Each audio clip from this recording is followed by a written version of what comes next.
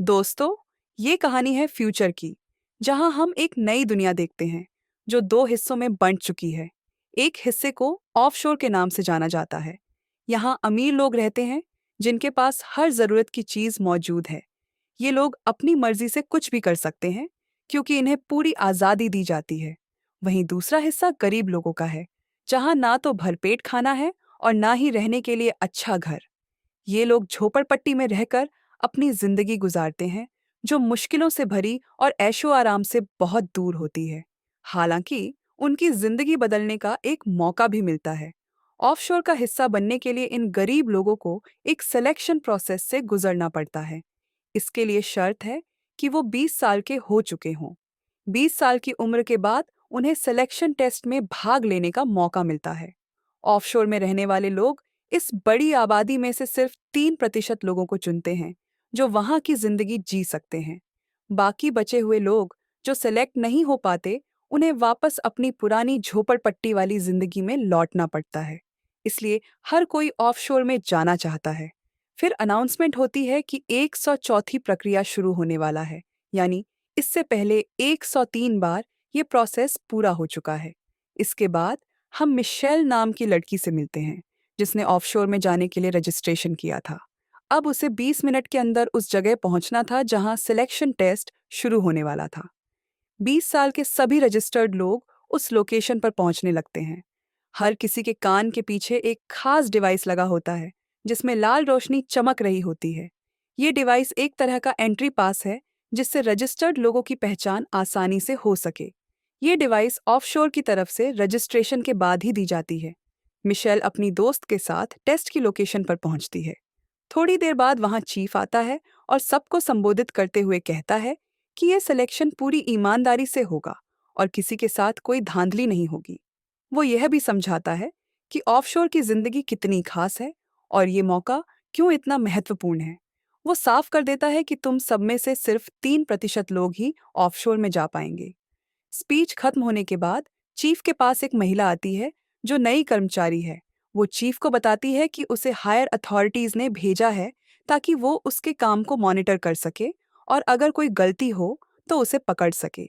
Chief को बिल्कुल पसंद नहीं आता कि कोई उसके काम में दखल दे, लेकिन वो हायर अथॉरिटीज की बात को अनदेखा भी नहीं कर सकता था, इसलिए वो चुप रहता है। इसके बाद इंटरव्यू का समय शुरू होता है। बहुत सारे लोग टेस्ट में फेल हो जाते हैं और उन्हें वापस अपनी पुरानी झोपड़पट्टी वाली जिंदगी में भेज दिया जाता है। इस इंटरव्यू को पास करना आसान नहीं था।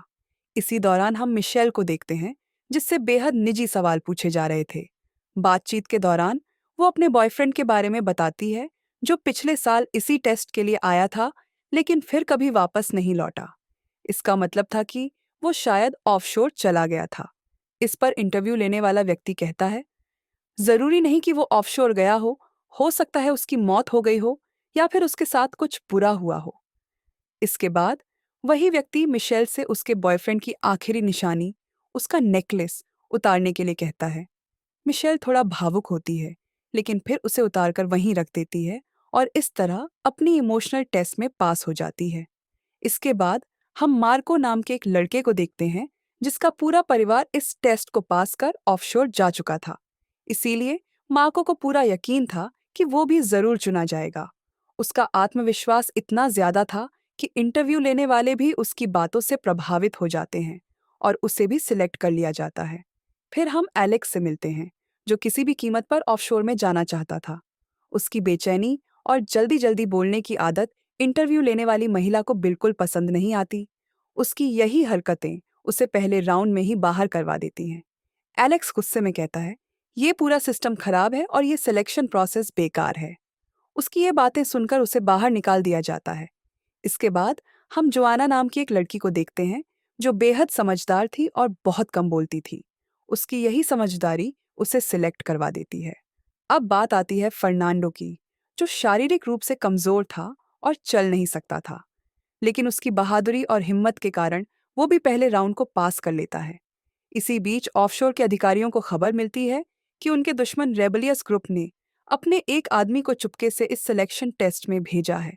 ऑफशोर के लोग जल्दी से इस जासूस का पता लगाते हैं और उसे पकड़ डीडीडीएच लेते हैं। उसके साथ इतना बुरा बर्ताव और टॉर्चर करते हैं कि वो सब कुछ उगल देता है। वो बताता है कि उसके अलावा भी एक और जासूस है जो रिबेलियस ग्रुप को पल पल की जानकारी दे रहा है। अब हम रिबेलियस ग्रुप को देखते हैं, जो ऑफशोर का सबसे बड़ा दुश्मन था। ये ग्रुप अमीरी और गरीबी के बीच की खड़ी दीवार को गिराना चाहता था। उनका मानना था कि जब सब लोग समान हैं, तो गरीबों को इतनी मुश्किलों का सामना क्यों करना पड़ता है। इसके बाद जो लोग पहले राउंड में सिलेक्ट होते हैं, उन्हें दूसरे राउंड के लिए एक अलग रूम में ले जाया जाता है। वहां उन्हें लाइन में खड़ा किया जाता है और उनके कान के पीछे लगी डिवाइस की जांच शुरू होती है। यह सुनिश्चित किया जाता है कि कोई नकली डिवाइस लगाकर यहाँ न आया हो। इसी दौरान जोआना की नज़र अपने आगे खड़े एक लड़के के कान पर पड़ती है और वो कुछ अजीब सा महसूस करती है। इस लड़के का नाम राफेल था। जोआना देखती है कि उसके कान में कोई डिवाइस नहीं है, बल्कि कुछ अलग तरह के स्ट्रेचर्स लगे हुए हैं। यानी राफेल धोखे से इस टेस्ट में शामिल हुआ था। हालांकि जोआना फिलहाल किसी को इसके बारे में नहीं बताती। जब राफेल की स्कैनिंग की बारी आती है, तो वह इसे पास कर लेता है, जिसका मतलब था कि उसके कान में असली डिवाइस थी। यह सब देखकर जुआना का शक और बढ़ जाता है। इसके बाद सभी चुने गए लोगों को दूसरे कमरे में भेजा जाता है, जहां टेबल पर बहुत सारे ब्लॉक्स रखे हुए थे। इन ब्लॉक्स की मदद से प्रतिभागियों को 9 क्यूब्स बनाने थे और इसके लिए उन्हें सिर्फ 10 मिनट का समय दिया जाता है। समय शुरू होते ही सभी लोग जल्दी जल्दी क्यूब्स बनाने लगते हैं। दूसरी ओर फर्नेंडो, जो शारीरिक रूप से कमजोर था, ब्लॉक्स तक नहीं पहुंच पा रहा था। यह देखकर मिशेल उसकी मदद करती है और उसे अपने ब्लॉक्स दे देती है। इसके बाद फर्नेंडो भी क्यूब्स बनाने लग जाता है। जब समय समाप्त होने वाला होता है, तब तक मिशेल ने केवल 8 क्यूब्स बनाए थे। यह देखकर फर्नेंडो उसकी मदद करता है और उसके 9 क्यूब्स पूरे हो जाते हैं। राफेल का भी एक क्यूब कम था और वह इसे पूरा करने के लिए दूसरे प्रतिभागी का क्यूब चुरा लेता है। इस तरह राफेल दूसरे राउंड में भी पास हो जाता है, हालांकि उसने चीटिंग से यह राउंड जीता था। बाकी प्रतिभागी इस पर नाराज हो जाते हैं और उसकी आलोचना करते हैं। बात इतनी बढ़ जाती है कि वे उसे बुरी तरह मारते हैं, जिससे राफेल को गंभीर चोटें आती हैं। यह देखकर बाकी लोगों को अपनी गलती का एहसास होता है, लेकिन जुआना उससे सहानुभूति नहीं जताती। इसके बजाय वह राफेल के पास जाकर कहती है, तुम्हें मेरी मदद करनी होगी, वरना मैं अथॉरिटीज को बता दूंगी कि तुम यहाँ धोखे से आए हो। दूसरी ओर हम नई एम्प्लॉय को देखते हैं, जो चीफ के काम की जांच करने के लिए वहां आई थी। उसका मकसद था कि चीफ की किसी गलती को पकड़कर उसे इस पोस्ट से हटा दे, ताकि वह खुद इस पद को हासिल कर सके। अब मिशेल और उसकी दोस्त पर ऑफशोर की एक एम्प्लॉय को शक हो जाता है।